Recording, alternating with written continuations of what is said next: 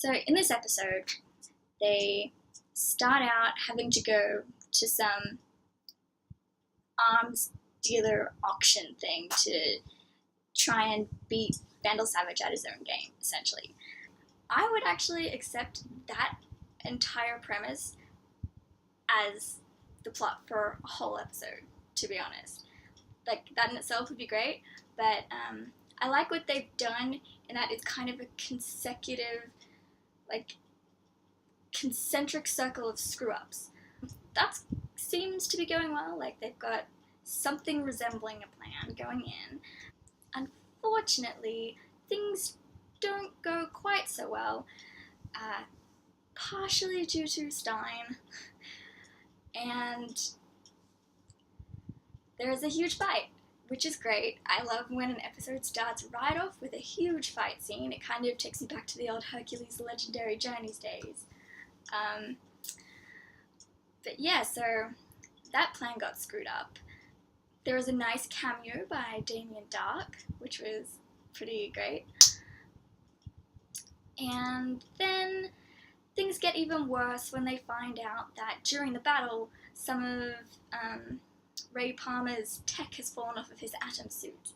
And now it's in the hands of Vandal Savage in the 1970s, and they have to go and try to track it down and stop him from building weapons that will completely annihilate the planet by the time it gets to 2016.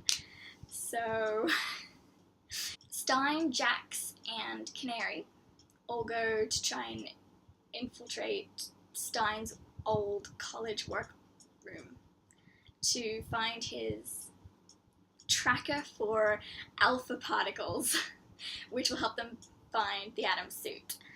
So they do that, and that's pretty cool.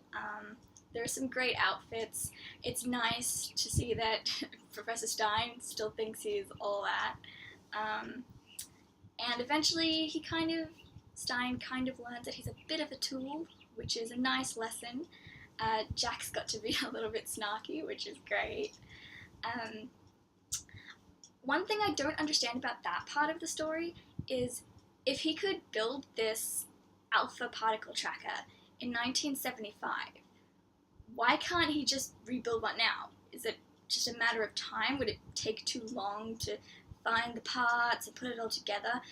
Because their convoluted plan of sneaking into the school, trying to distract past Stein, and then not knowing where the particle tracker is hidden anyway. It was a huge piece of technology, and Stein even said that it was 2 decades ahead of its time, but he doesn't remember where he put it. I think that if that were my lab, even 40-something years in the future, I would still kind of remember where I put my incredibly sensitive, highly valuable equipment that I created. So Snart, Rory, and the Atom joined together to rob a mansion for an ancient Egyptian knife that they need to help kill Vandal Savage. So it's so great. I love that part so much because it's like Ray Palmer just kept screwing up, and that made him so much more endearing. I like that Mick, Rory, and Leonard Snart just kind of roll with it. Yeah, there's a bit of snarking and stuff, but it's just rolling with the punches. Then, ultimately, Cold and Atom end up in a cage together because they got into a little bit of a tiff when the Atom found out that, the thief wanted to thieve some stuff. So that was great. They had a surprisingly touching emotional moment in that cage too, which is... Actually, I really enjoyed all of their scenes together. It was an interesting chemistry that was going on. And then it turns out that the owner of the mansion, Vandal Savage, oh my goodness. So things just, kept escalating into worse and worse situations until there we were.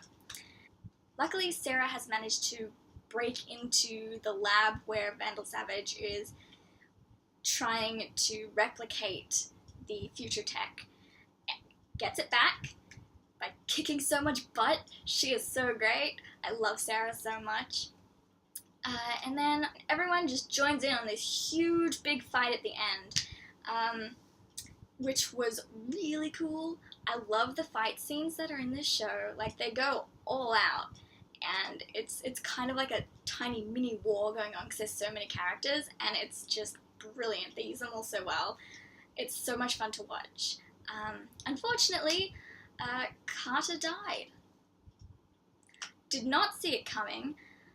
Not going to lie, I'm not hugely disappointed by this loss. I presume that since he reincarnates, he'll be coming back, but I'm really hoping that we just get a brief reprieve from all of the relationship drama that was going on with him and Kendra, because that was kind of painful and boring to me, and I'd much rather just have all of the fun stuff.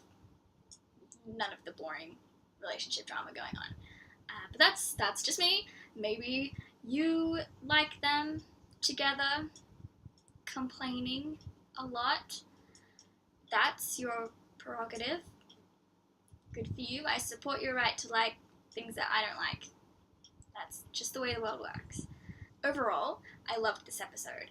I'm not gonna lie, there is a direct correlation between how much Leonard Snart is in an episode and how much I then enjoy said episode. So for me, this episode was just a treasure trove of joy. I loved it, and as always, every scene that Rory and Snart have together are just perfect to me. I'm still not sold on Rip Hunter. He seems like a bit of a tool to me.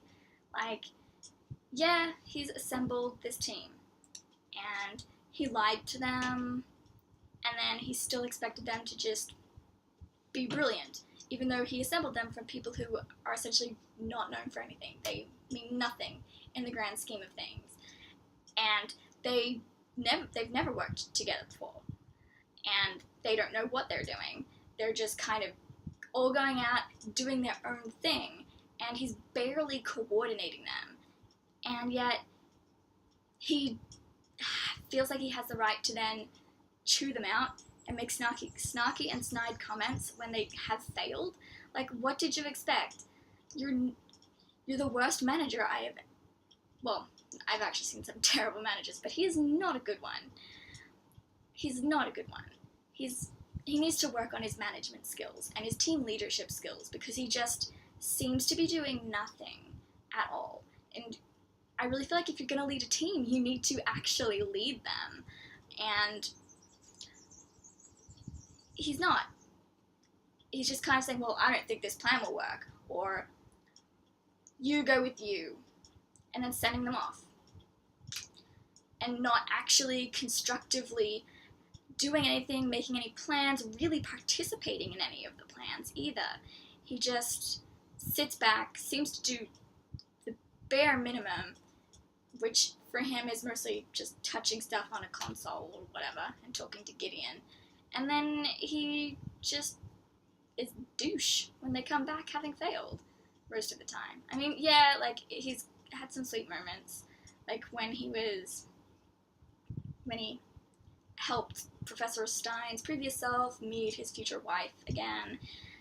That was really sweet, and I think that's the kind of thing that's going to help build this sort of team feeling between them all. But at the moment, as it stands, there's no trust there, and there's no reason to trust, because he hasn't really given them a reason. And like, his motivation is to save his family and to save his world, essentially, but he doesn't really seem to be doing anything to help that, like, proactively. He's mostly just sitting on the sidelines and hoping that these guys can fix things and do what he wants them to do, but without him actually having to really participate himself. He just sits back and judges on the results, and I don't, like, that's just how I'm interpreting what's happening here, but I just don't think it's cool. But yeah, ultimately, part 2 was great.